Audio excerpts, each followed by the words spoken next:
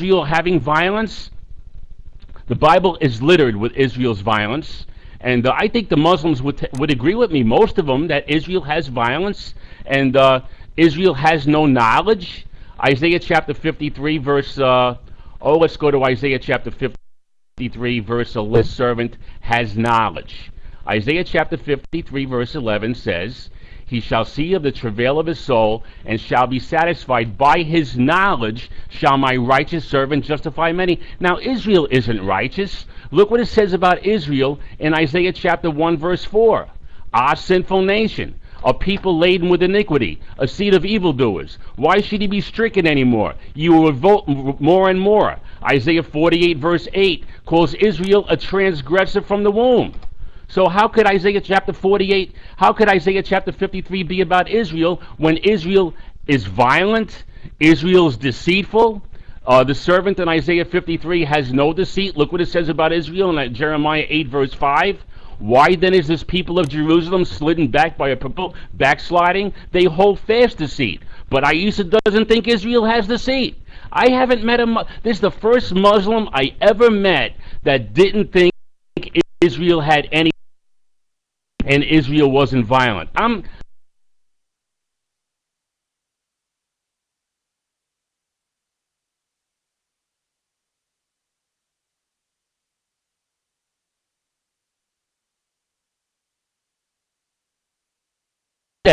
This is really my lucky day.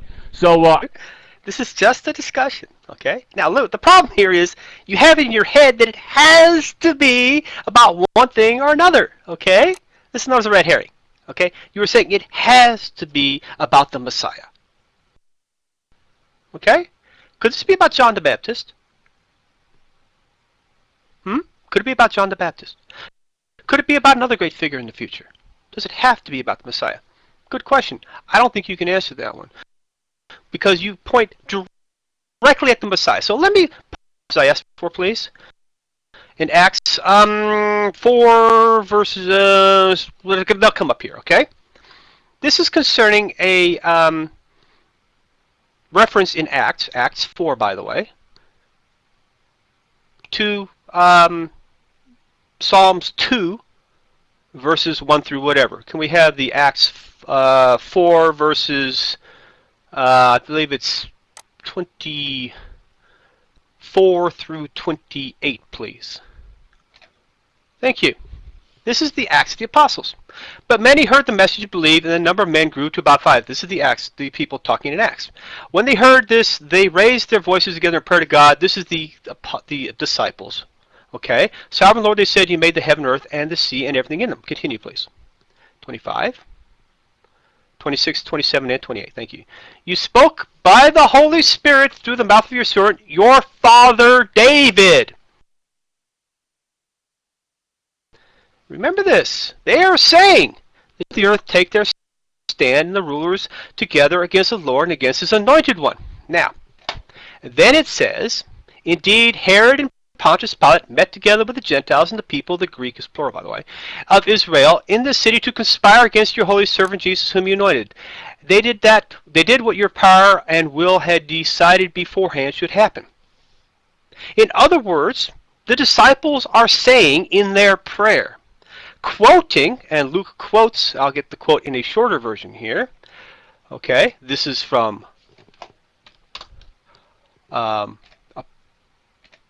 Psalms 2.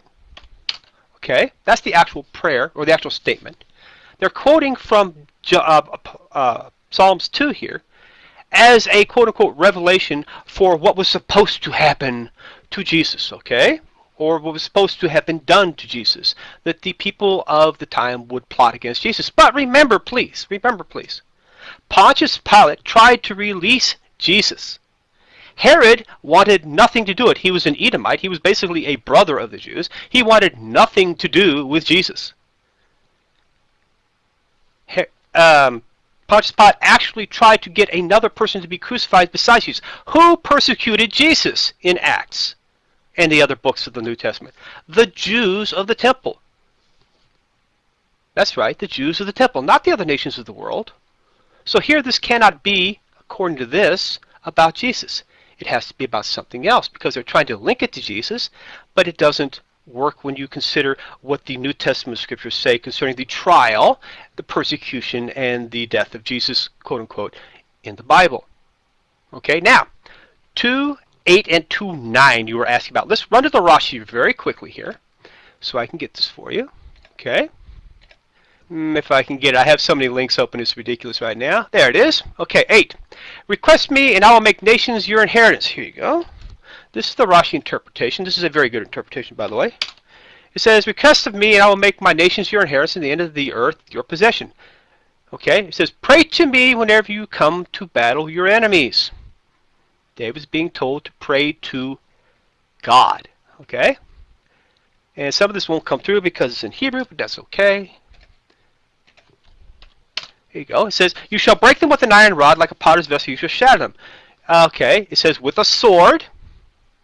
They will put the sword to their enemies, which David did, by the way. They were fighting a lot of wars at the time. Remember the Philistines. And you shall break them, and that is an expression of, throughout the scriptures, a potsherd is broken into 5 pieces. The Hebrews, the Israelites, defeated many enemies during the time of David. If you recall, Lou, they were constantly at war with the Philistines and the Canaanites and other tribes. Therefore, sir, this is definitely about David and the wars that were fought by the Israelites, okay? So, the mic is free for Lou. Salam alaikum. Well, I'm kind of interested why you're quoting Rashi, who's a rabbinic Jew who would obviously not take the position that it's about the Messiah. Psalm 2:8 says, ask of me, and I shall give thee the heathen for thine inheritance, and the uttermost parts of the earth for thy possession. David's kingdom was a local kingdom. The uttermost parts of the earth certainly is reserved for the Messiah. David never accomplished this. And David never dashed the nations in pieces like a potter's vessel. But like I said before, according to Daniel chapter 2, and Daniel's interpretation of Nebuchadnezzar's vision of a great statue, the Messiah, the final kingdom of the earth, the stone cut out of the mountain without hands, would break into pieces the iron mixed with clay. Notice the parallel, clay, potter's vessel. Psalm 2:9 goes very well with Daniel chapter 2, verse 45. David never accomplished Psalm 2:8 and 9, but the Messiah would. But I want to go back to Isaiah chapter 53 for a moment and just focus on 4 things for my Muslim friends in the room for them to consider. Isaiah 53 verse 9 certainly says that this servant has no violence, okay? Now, come on. Everybody knows Israel has violence. Every Muslim in this room, Aisha takes the position that this is about Israel. Every Muslim in this room knows Israel has violence. Every Muslim in this room knows Israel has deceit. Once again, here's proof that Israel has violence. Isaiah 59 verse 3. For your hands are defiled with blood, regarding the Israelites. Isaiah chapter 1 verse 15. Your hands are filled with blood. There's tons of verses and passages in the Old Testament showing that Israel is filled with violence. Jeremiah 8:5 says Israel is filled with deceit. Would anybody say that the Messiah, Jesus Christ, had violence? Did the Messiah have any deceit? Of course not. Now let's go to Isaiah 53:11. 2 more things. According to Isaiah 53:11, this servant is a righteous servant, okay? Is Israel righteous? Come on. Israel is called a transgressor from the womb, according to Isaiah 48 verse 8. And look what it says about Israel in Isaiah 1 verse 4 and 5. Ah, sinful nation, a people laden with iniquity. Does that sound like a righteous servant to you? Doesn't to me.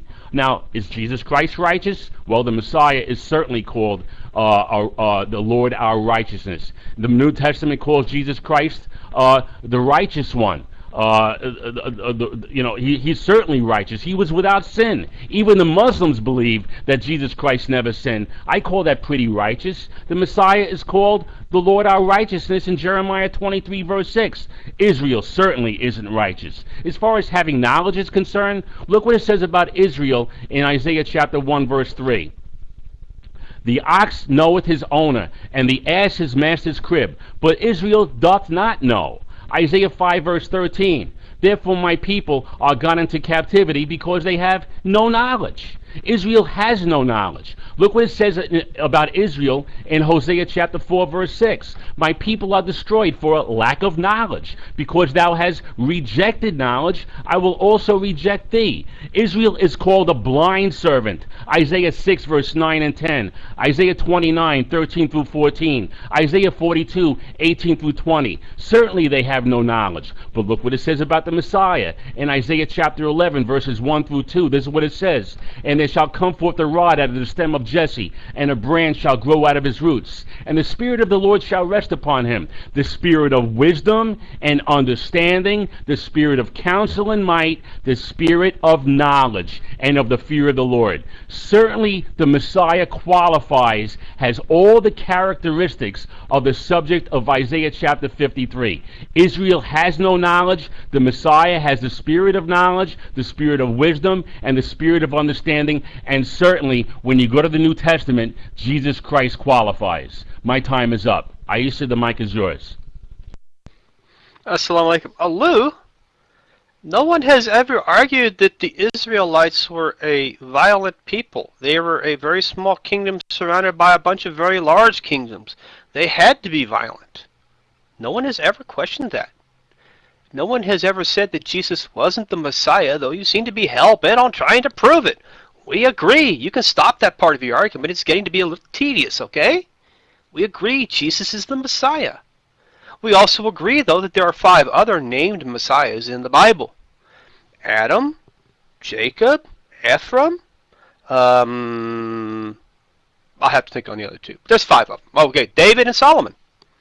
Thank you. Okay, 5 named Messiahs in the Bible, sir. The word Messiah, and wait a minute, don't forget King Cyrus, also named as a Messiah, an anointed one. Okay, every king of the Hebrews was an anointed king, a Messiah, according to the Hebrew lexicon.